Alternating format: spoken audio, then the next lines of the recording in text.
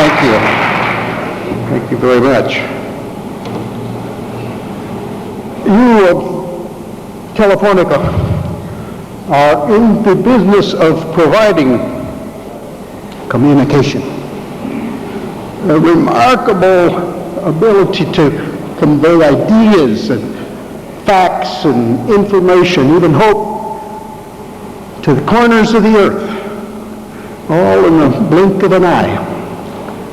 Communications is your world, and you want to be as good as you can be. When 5 centuries ago, Cristoforo Colombo first departed San Sebastian and Palmera to find a westerly route to the Indies, it would be 9 months before he returned to tell what he had found. He had not found a new route to the Indies, but he had discovered something equally exciting, a new and unknown land. When, the following year, he sailed from this city, Cádiz, to return to the New World, it would be nearly 3 years before he returned to España to report his findings. During all of the first millennium and most of the second millennium, information accompanied the man. With the exception of jungle drums and smoke signals, the flow of news and ideas was limited to the speed of the traveler.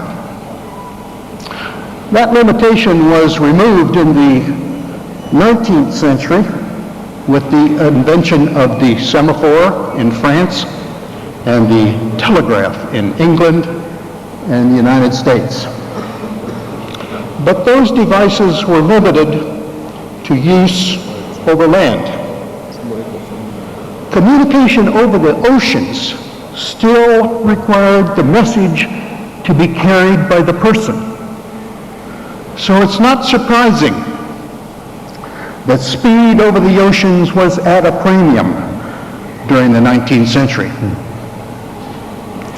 The long, sleek clipper ships were the fastest ships on the sea. The Flying Cloud, the CADIZ, the Great Republic. They could cross the Atlantic in 2 weeks and go from New York around Cape Horn and up to San Francisco in 100 days when the winds were favorable. The gifted architect, Isambard Brunel, had a vision. He would build a revolutionary ship, a fast ship that would not be prisoner of the wind. In addition to sails, it would be steam-powered, and it would carry enough fuel so that it would not be slowed by fuel stops. It was designed to sail at 15 knots from England around Africa to Australia without refueling. It was more than twice the length of the clipper ships, 211 meters, and weighed 19,000 tons. The biggest ship built in the 19th century by any measure. It had a double iron-hulled a double iron-shelled hull. 6 boilers fired by 72 furnaces, making the steam to drive the side-mounted 18-meter paddle wheels and a 4-bladed screw propeller 7 meters in diameter. It had 6 masts and could carry 5,400 square meters of sail. It was the most awesome project in the history of the sea. On a test cruise, it was damaged by gale winds. And on a beta test in mid-Atlantic, it ran into another ferocious storm, damaged the paddle wheels, and the rudder made it helpless, but it survived. Approaching New York, it scraped a rock shoal and ripped a 25-meter gash in the bottom. But because of that double hull, it did not suffer the fate that would later befall the Titanic. It managed to limp home to England. Fuel consumption was substantially worse than design. Consequently, the range was far shorter. The ship failed to win cargo and mail contracts. Passengers selected other ships. The owner consortium just wanted to cut out and cut their losses. And they sold the magnificent mistake for less than scrap value, only 7 years after its launching. A sad tale. But now, let me tell you the rest of the story. At the same time, telegraph service was growing rapidly and had evolved from a novelty to a necessity in much of the world. Cyrus Field, an American entrepreneur, was attempting to send telegrams over underwater cables and was successful. In a cable he laid from Nova Scotia to Newfoundland. He had dreams of laying a cable across the Atlantic Ocean. He tried and failed 3 times. Each time, the cable snapped. He heard about a ship that just might be big enough to carry a much stronger, heavier cable, 4,200 kilometers long, weighing over 5,000 tons. And so it came to pass that the unloved, unwanted, financial failure, the ill-fated ship named the Great Eastern, which could do nothing right, was refitted and in 1866 laid the first cable across the Atlantic Ocean from Ireland to Newfoundland and became a legend in communications history. Made transoceanic telegraphy a reality and continued laying oceanic cable for the next 15 years. Now, telegraph messages could only be sent a few characters per second.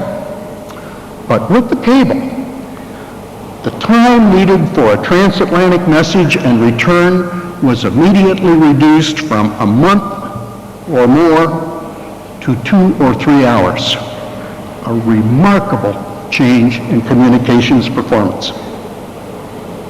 Not till the end of the century, when Guglielmo Marconi made the first wireless and in 1901 transmitted a radio wave across the ocean, was it realized that information could now be moved at the speed of light. Precisely 100 years after the Great Eastern laid that cable across the Atlantic, I found myself crossing that same ocean in 15 minutes in a spacecraft, the Gemini, a 2-seater, the first with onboard navigation and guidance. Earlier spacecraft crews navigated by looking out the window. Said, look, that must be Africa. Gemini was the first spacecraft with propulsion that would permit changing orbits. Gemini also had radar and the ability to rendezvous with another craft, a necessary precursor to later flights to the moon. Gemini was a wonderful little machine. Using it, I was able to rendezvous with another satellite and make the first spacecraft docking. I also set another record on that flight. In those days, we landed in the ocean by parachute. It wasn't particularly an elegant arrival, and we hoped there'd be a ship nearby to pick us up. With navigation and guidance, we could steer through the entry into the atmosphere. And we took great pride in landing close to the aircraft carrier that was awaiting us. My aircraft carrier was located in the Caribbean. I landed near Okinawa. It was the furthest anyone has ever missed, and I don't expect the record to be broken. The Gemini was the first manned spacecraft to carry a computer. It held only 4,096 words. It could add in 140 microseconds, multiply in 420, and divide in 840 microseconds, nearly a second. It had resident application programs that would permit guiding the rocket into orbit, rendezvousing with another spacecraft, and returning to Earth, as I said, to a predetermined landing point. We could input data through 13 keys, 0 to 9, clear, and enter. Less controls than your mobile phone. It could respond to the operator with one 7-digit register. Just numbers, no letters. But it allowed us to do things that we had thought impossible. And it never let us down. Not bad for a primitive 4,000-word memory machine. Communications were also primitive in those days. We could communicate with the ground station for a few minutes while we were passing overhead. We had 9 land-based stations and 2 shipboard stations spread around the world. So most of the time we were out of radio range. Mobile telephone users are provoked when they lose contact, but when we lost signal, we were delighted to have a little quiet time on our own.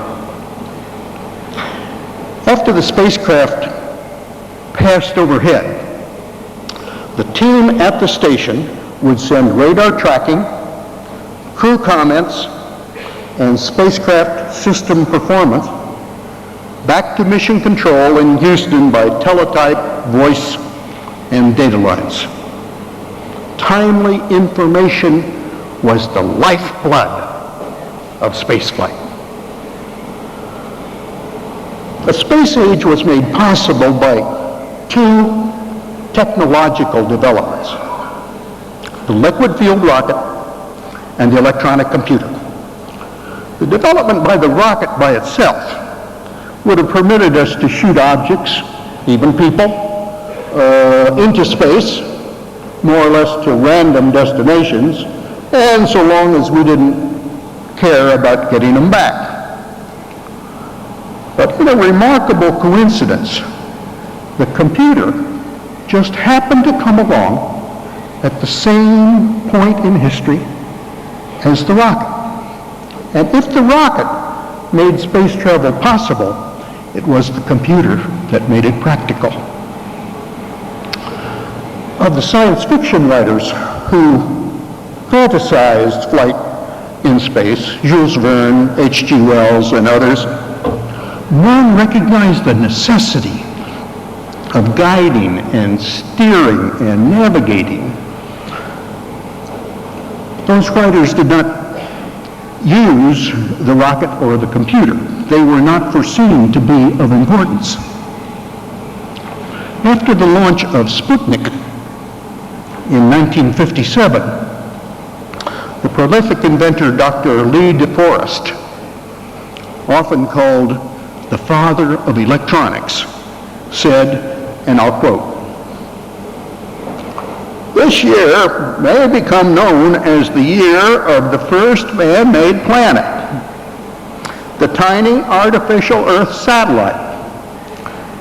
But to place a man in a multi-stage rocket and project him into the controlling gravitational field of the moon, where passengers can make scientific observations, perhaps land alive, and then return to Earth, all that constitutes a wild dream worthy of Jules Verne. I am bold enough to say that such a man-made moon voyage will never occur, regardless of all scientific advantages." Well, just 4 years later, the young American President John Kennedy, unaware of De Forest's prediction, made a daring proposal. He said, quote, "I believe this nation should commit itself to achieving the goal before this decade is out of landing a man on the moon and returning him safely to Earth. No single space project in this period will become so impressive to mankind or more important in the long-range exploration of space, and none will be so difficult or expensive to accomplish," end quote. It was a time for action.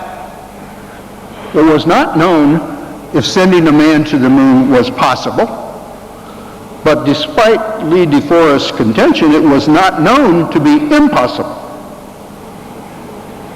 There were so many unknowns, so many questions. We had rockets that would lift a 1-ton payload into Earth orbit, but that was not nearly big enough for a moon voyage. We would need a monster rocket and enormous launch facilities to handle it. Thanks to the work of Johannes Kepler and Isaac Newton a couple of centuries earlier, we knew the rudiments of the trajectory that could take us there. But could it be done? Flying to the moon required an enormous advance in the science of flight in just a very short time. Even the concepts of manned spaceflight were only 3 years old. And voyaging into space over such vast distances was still just a dream. Prolonged weightlessness, radiation, and the meteoroid hazard all involved problems of unknown dimensions.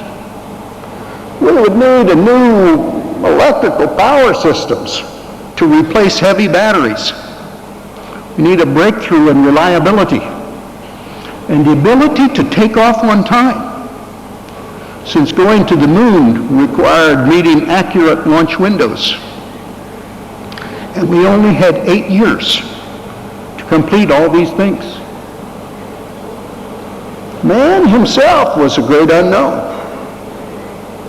At the time of Kennedy's decision, Yuri Gagarin was the only human who had been into orbit. America had only Alan Shepard's 15 brief-minute suborbital flight on which to base their knowledge. Some medical experts insisted that humans would not tolerate the physiological trauma of the space environment and the psychological trauma of being isolated from Earth. Could man really function on a 2-week mission that would involve precise maneuvers, including descent to and landing on the lunar surface, lunar takeoff, trajectory corrections, and finally a high-speed entry into the Earth's atmosphere, all performed with a precision so far unknown and undemonstrated in vehicle guidance. The moon was a great unknown. Our best telescopes were only able to resolve objects the size of the largest buildings on Earth. What was the surface really like? Would it be firm enough to support a landing spacecraft? Most importantly, a master plan had to be evolved.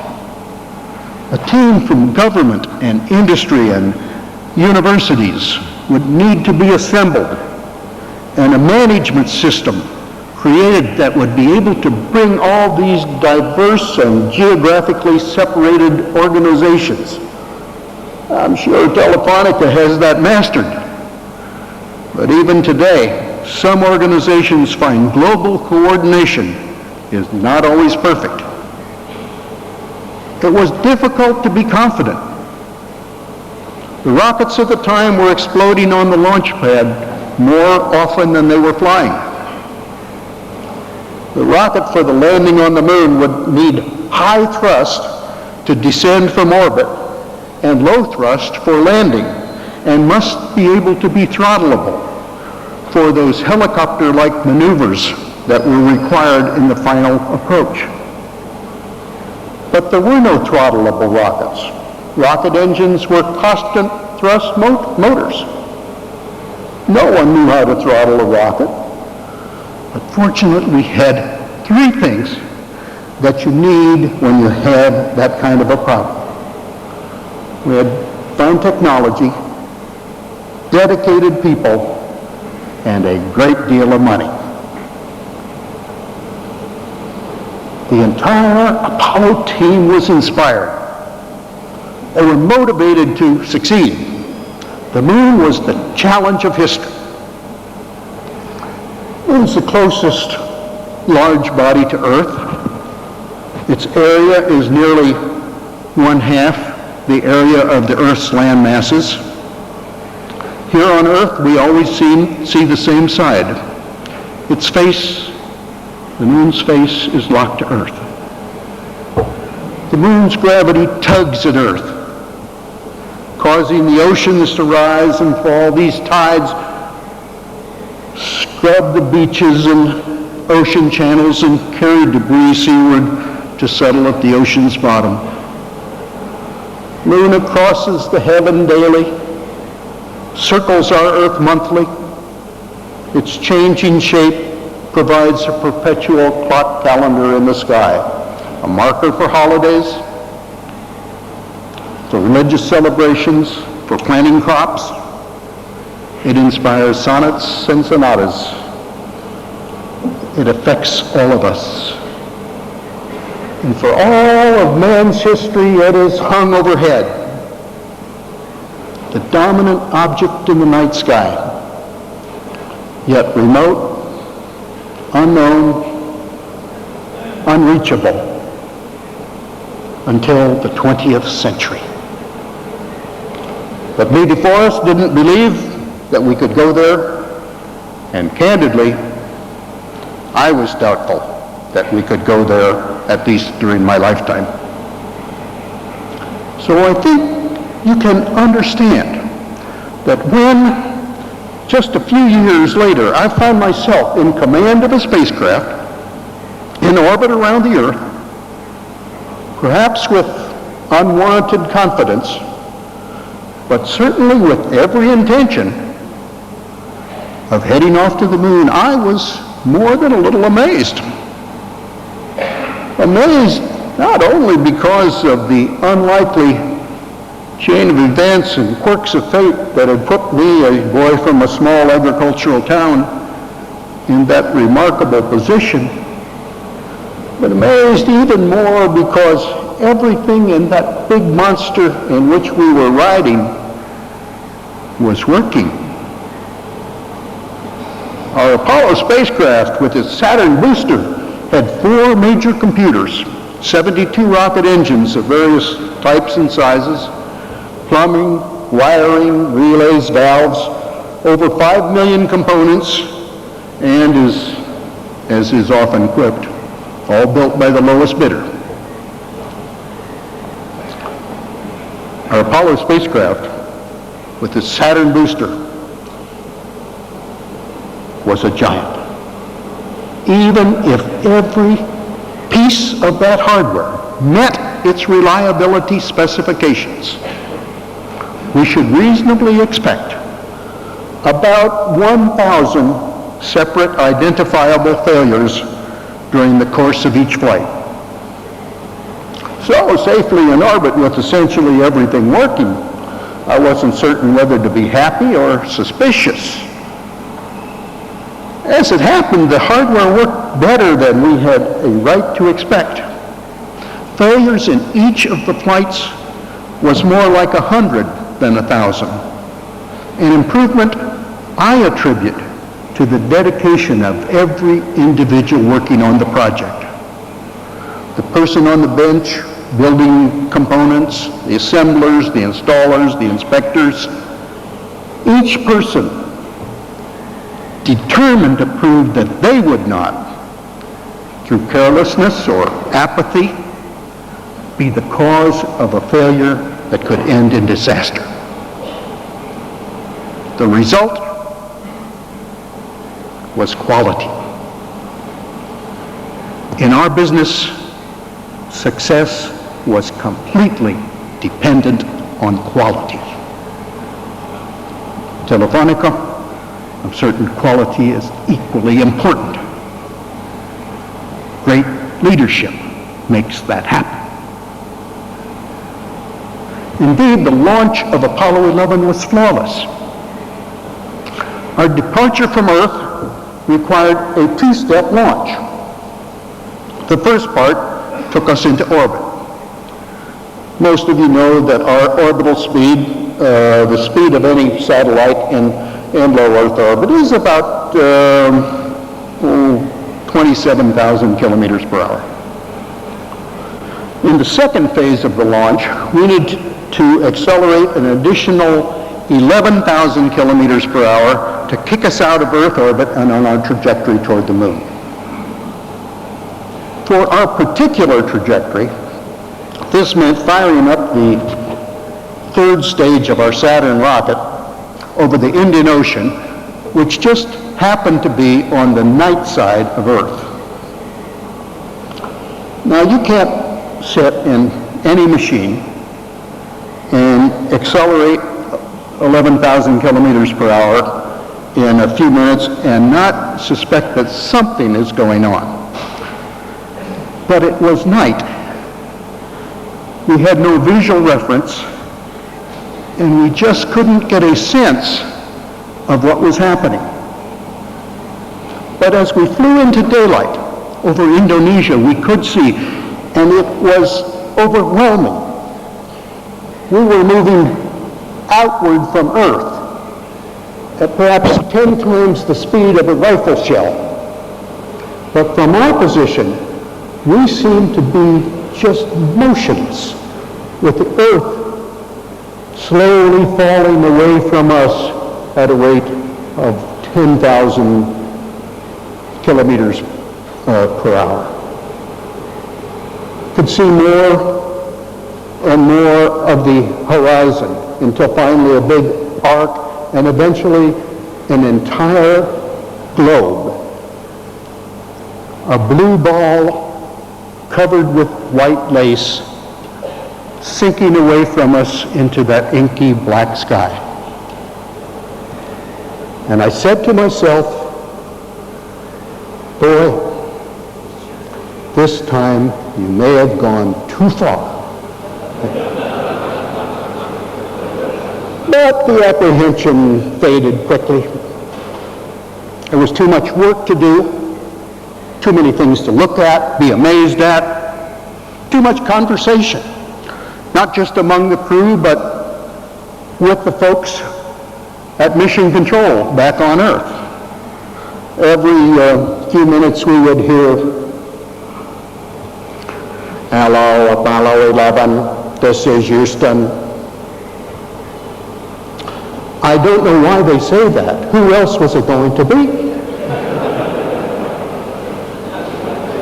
Still, it was nice to hear their voice, have their expert advice available when you needed it.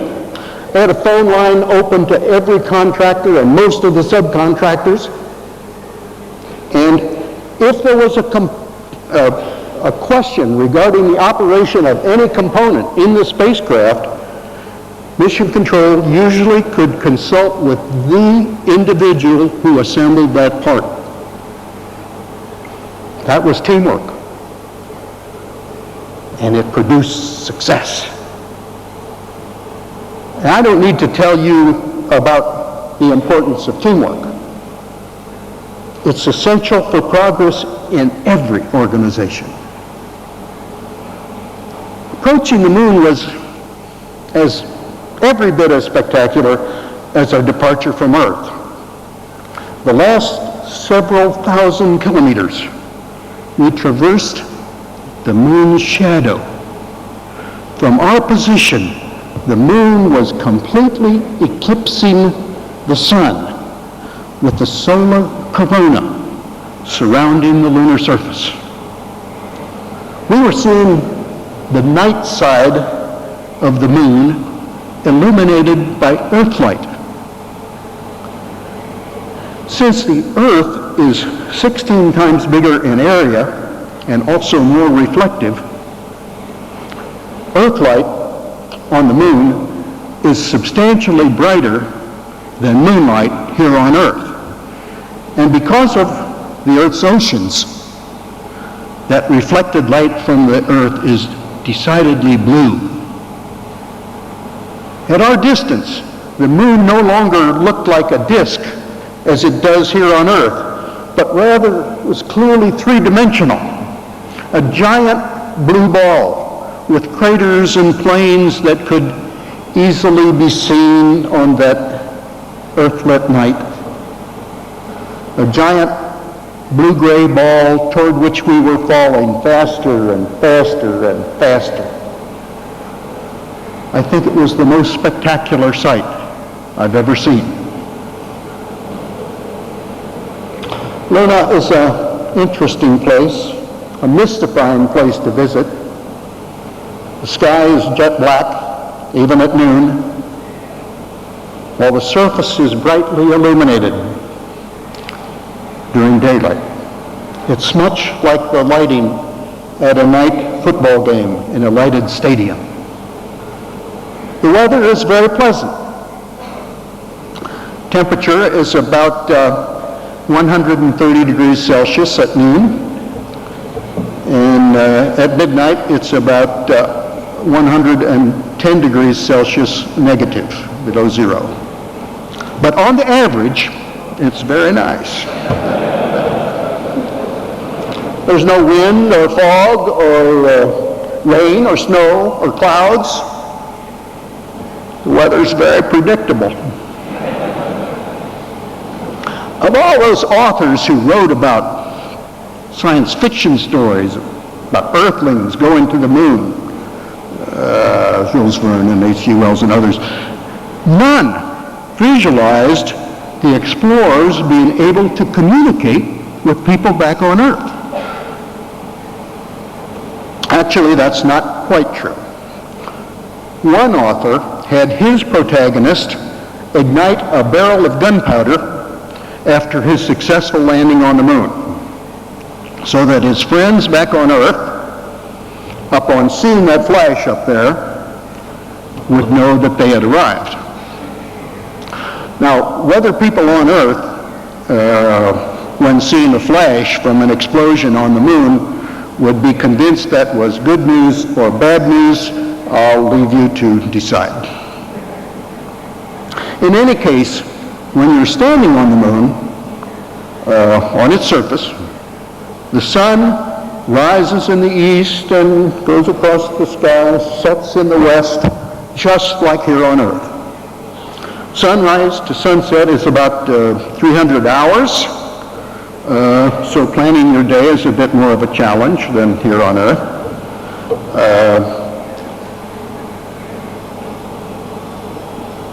The Earth, however, does not rise in the east and cross the sky and set in the west. it just stays fixed in one spot all the time, day and night. Actually, it wanders around a few degrees. But for all practical purposes, it stands still. So once you point your dish antenna toward Earth, you don't have to worry about continually adjusting it. However, Earth does provide a bit of a problem. It rotates. In the morning you're seeing the Americas. In the evening you see Asia. So you need several receiving locations on our Earth and a means of connecting them. We used 3 gigantic 64-meter antennae, one in the western United States, one in Australia, and one here in Spain near Madrid. At least one of them would be in sight to our lunar explorers at all times. From the moon, we sent up our audio, video, and data all together on an S-band carrier wave. I say up because from my position, standing on the surface of the moon, the Earth appeared to be up above us. The received signal was processed and relayed by a landline or communication satellite to mission controls and commercial networks around the world to be broadcast in essentially real time. It was only an extension of already accepted principles of transferring ideas at the speed of light. Hello, Apollo 11, this is Houston. Stand by for DOI pad. If you are ready to copy, we will have LOS at 101.2 AM, AOS at 102.15, and could you give us poo and accept?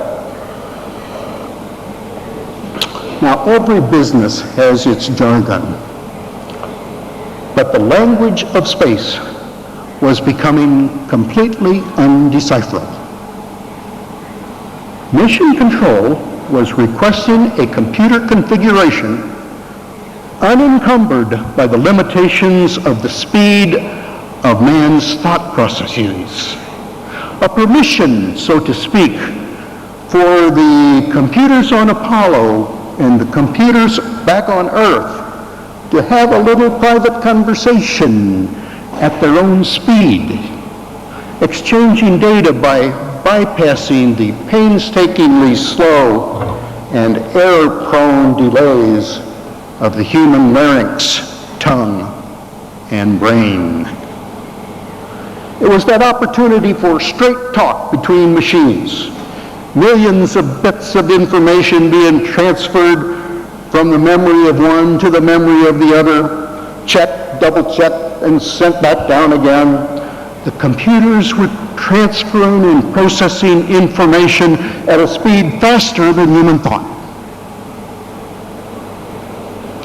Now, the computer in the Apollo spacecraft was very advanced in comparison with the Gemini computer that I discussed earlier.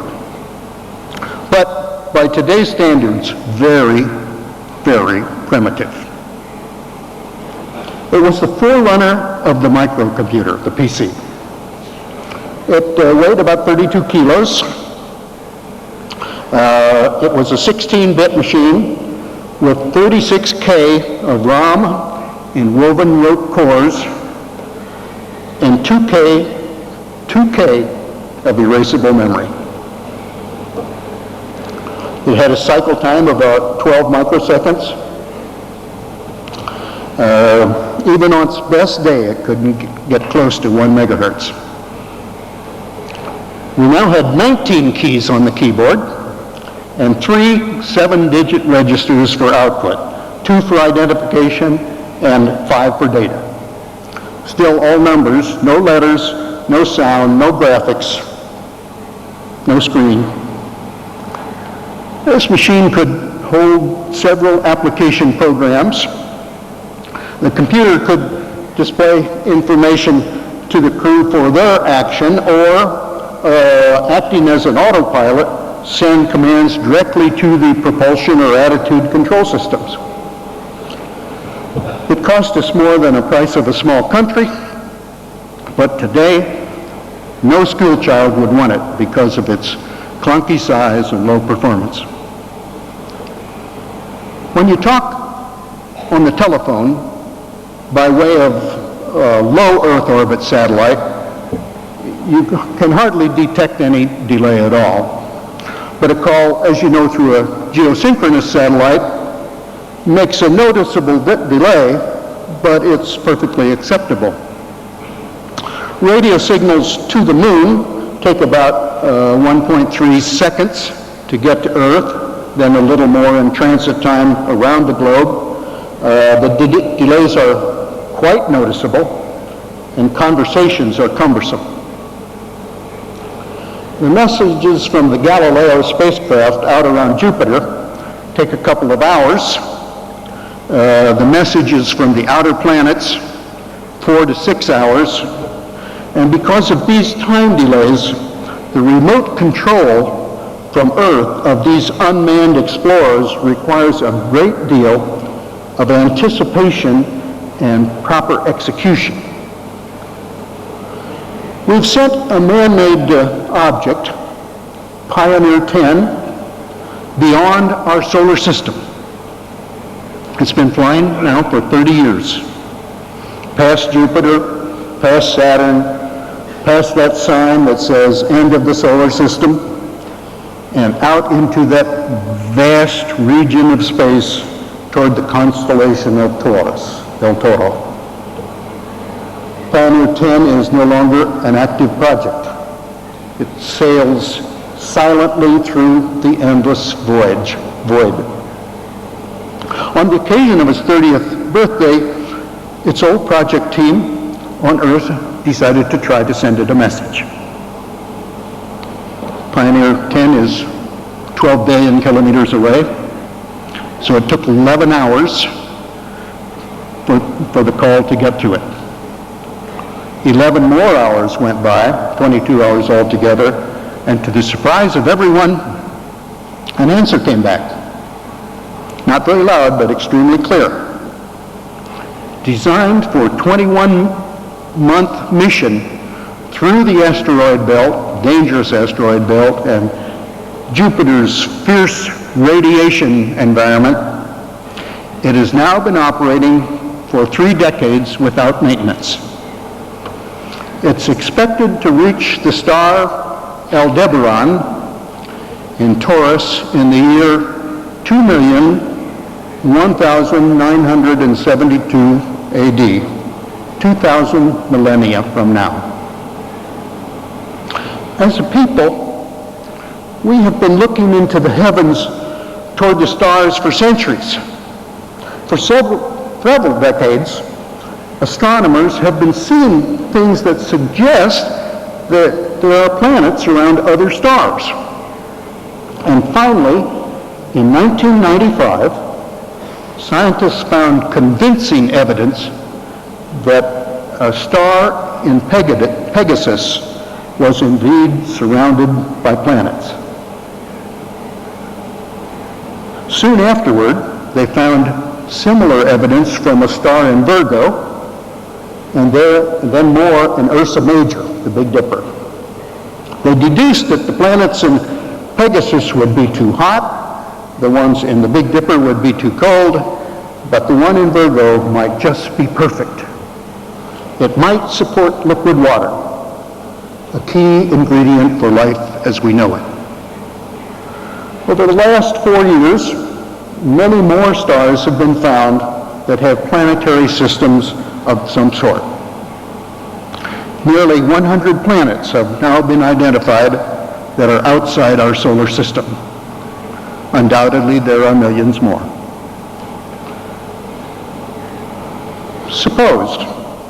Just suppose, that this week, cosmic radio signals were detected that clearly had been transmitted both intelligently and deliberately from a planet orbiting some distant star. We should very likely immediately begin a program of trying to establish contact with that remote society. A carefully constructed radio message might take a century or more to traverse the distance, and the reply an equal time. When the reply was received, we might be hard-pressed to remember what our question was. A message across our own galaxy and return would require 200,000 years, 40 times longer than the history of human civilization. This difficulty of communicating between ourselves and other cosmic societies, should they exist, is what has been called God's quarantine regulation. During the next century, we can reasonably expect to see space transportation developments permitting travel throughout the planets. Propulsion improvements might increase our present spacecraft velocity from, say, its current 8 kilometers per second to, say, maybe 800 kilometers per second. Even so, a trip to our nearest neighbor star, Alpha Centauri, would take 16 centuries. The planning for such a trip is difficult to imagine. A week-long trip to the moon in Apollo required a decade of planning and preparation. Consider the challenge of a trip to Alpha Centauri with a flight duration of 70 generations. The spaceship would need an ability to completely and independently support its crew, providing environment and food, a complete waste-free, closed ecology, including sociologic framework that would allow the crew with its diverse skills to live together and operate their craft with common purpose. Men and women would die, babies would be born. The helm, along with the goal of the flight, would be handed down from father to son or mother to daughter. Do you suppose the aspirations of the original explorers would be shared by their grandchildren, or the 23rd generation, or the 67th generation? Of course, you know, we are on such a flight this very minute. Our spaceship is the planet Earth.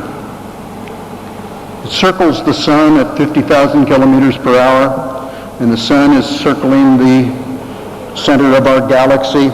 On average, we're traveling about 60,000 kilometers per hour in the direction of the constellation Hercules toward some unknown destination in the cosmos.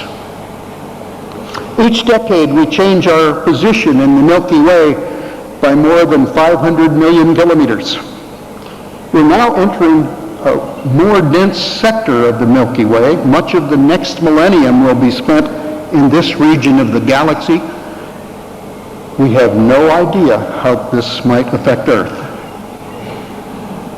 Some of you have heard the analogy between Earth and a spacecraft before. Certainly, the concept has occurred to most people, even if only subconsciously. The first Apollo picture of our planet as a globe has brought everyone the realization that Earth is an island oasis in the blackness of space. So, my fellow space travelers, we are shipmates on the spaceship Earth. We travel through life almost oblivious to the grand journey on which we are embarked. We are a world enmeshed in cyberspace and immersed in outer space, surrounded by a torrent of megabits rushing through copper wires and petabits speeding through glass filaments. We're awash in electromagnetic waveforms passing through us and around us in all directions. We're speeding through space, surrounded by amazing places. We can communicate at the speed of light, but in the future, that may not be fast enough. We can understand much of cyberspace and control it slightly. We can understand a bit of cosmic space and control it not at all. But in both cases, we can be amazed and we can enjoy the experience.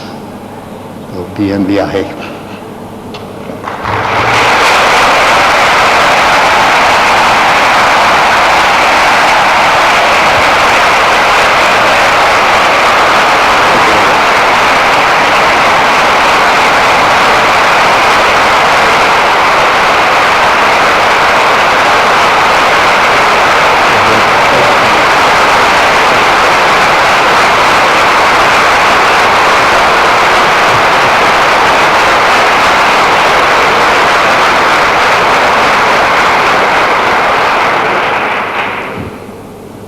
Señor Armstrong, supongo que escucha bien, ¿sí? Señor Armstrong, gracias por sus palabras. Le voy a formular algunas preguntas que algunos de los asistentes han planteado durante su intervención. La primera de las preguntas es esta. ¿Qué componente consideró usted más difícil de manejar en el proyecto de aterrizaje en la Luna? ¿El presupuestario, el humano o el tecnológico?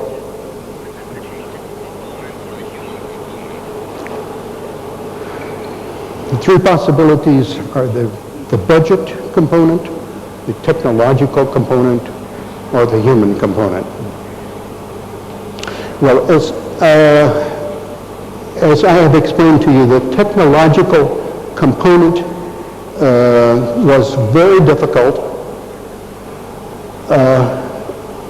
But the fact that the budget component did not exist as a problem, because we fortunately were well financed, made the technological problem not overwhelming. We were able to buy a lot of technical insurance. If we had a problem, we could usually try 2 or 3 different methods simultaneously for solving that problem and selecting the best of the 3. The human component undoubtedly is always the most difficult. When you're a diverse organization spread widely, having a common goal requires that everyone understand what it is. Fortunately, we had a goal that could be stated in one sentence, and that had made it much easier for everyone to understand the common goal. Still, communication was an enormous problem. The timeliness of communication was a problem, and the dedication of the individuals was the most important contributor to our success. Without the dedication of the individuals, it wouldn't matter if the rest of there were no other problems. That would be the biggest one that you would need to conquer. Señor Armstrong, a pesar de las evidencias científicas incuestionables, se ha dicho que el viaje a la Luna fue un montaje. ¿Por qué se sigue dudando?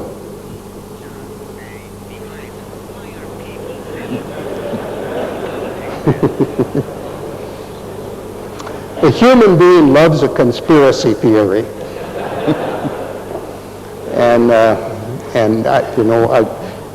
it doesn't really bother me, because there will always be doubters, And in spite of the overwhelming evidence, I give them a right to their doubts. Consequently, it will not affect the future. The space travel will be with us for the rest of humanity. I think it will become an increasingly more common occurrence, and I suppose there will continue to be doubters in the next century and the century after that.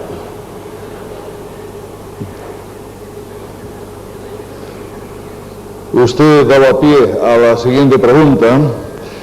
¿Qué opina acerca del turismo espacial, tan de moda hoy entre los supermillonarios?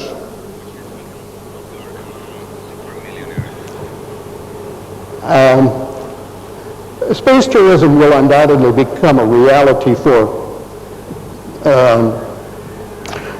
maybe just common, ordinary, everyday millionaires.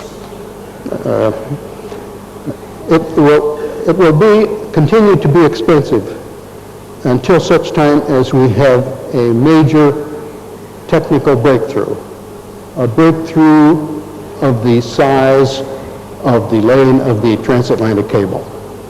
When we get that kind of an increase toward the technological requirements of spaceflight, it will then become the opportunity for people at all income levels to enjoy the experience of spaceflight. And I can tell you, it is a wonderful experience. And I think those people who spend $20 million to get a ride to the International Space Program will all say it was money very well spent.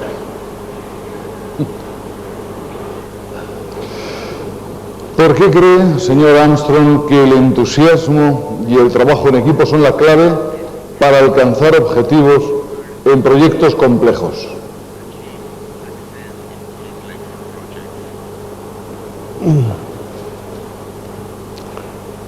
Teamwork is the absolute key in any large project. And the reason is as follows.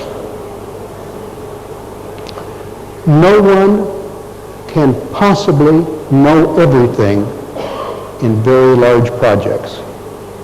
It means you must depend on the conclusions and the viewpoints of your colleagues in your organization. You must accept their word for their conclusions because you do not have enough time in your life to do your job and their job. So you must have a team, and you must have confidence in the opinions of your team members that when they tell you, I am ready, you can assume they are ready. And you don't have to question them. You just know if they're a team, they will not put you in a bad position by giving you false information. That confidence in knowing the quality of the team and the reliability of the information they give to you is the absolute secret key.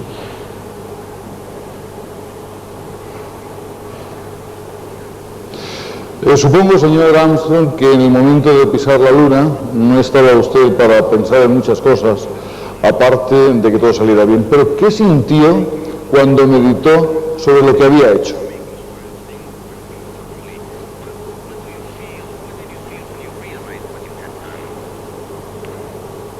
There was a feeling of enormous satisfaction, not for myself or my fellow crewmates, but for the fact that 250,000 people, maybe 400,000, had been working for nearly a decade for one goal, for the achievement of a national intent.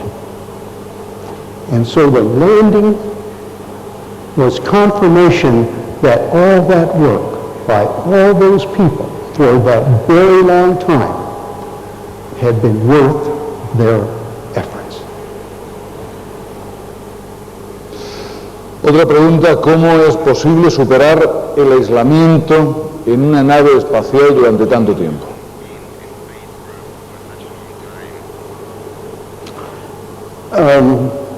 There was great concern among the medical community that humans would feel isolated from Earth, and as a consequence, their mental processes would degrade.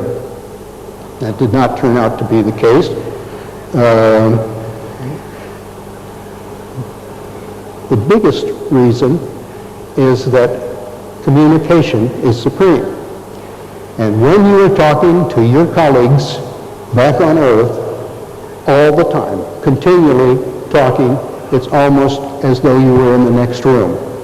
The views are different, but the feeling and the confidence you have from working with your fellow team members back on Earth makes isolation not a problem. As I implied earlier, we actually looked favorably toward those times when we could sort of turn down the radio. Flying around the backside of the moon was very pleasant because we could cut off the radio for an hour. But if you needed noise in the meantime, we had a little we had a pocket recorder that we used to record our memories, and on that recorder we had a lot of music, so we could play music on our recorder, and we taped over the music with our crew comments and records of the flight. So in time, the words became much longer, and the music was a smaller and smaller part of the tape, but it was isolation proved not to be a problem. And for those of you who are planning to spend $20 million to go into flight, don't worry about isolation.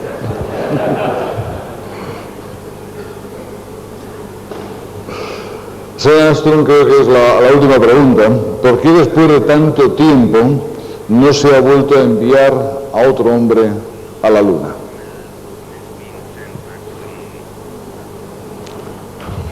This has been a great disappointment to me and those of us from the Apollo program who believed at the time that we would probably by now have established a permanent base on the moon. The hope is that will happen, perhaps in our lifetime, and it can only happen if there's sufficient motivation to do so. And in the real world, the financial, there can be a scientific motivation, but it would have to be all-powerful to make that investment. There can be a financial objective, and there are several groups that have proposed financial reasons for returning to the moon, and I don't know which of those might take place, but I believe we will return to the moon, and I think maybe a few people who will get to go. I hope so. Muchas gracias, señor Armstrong, por su exposición y por sus respuestas. Gracias. Muy buenos días.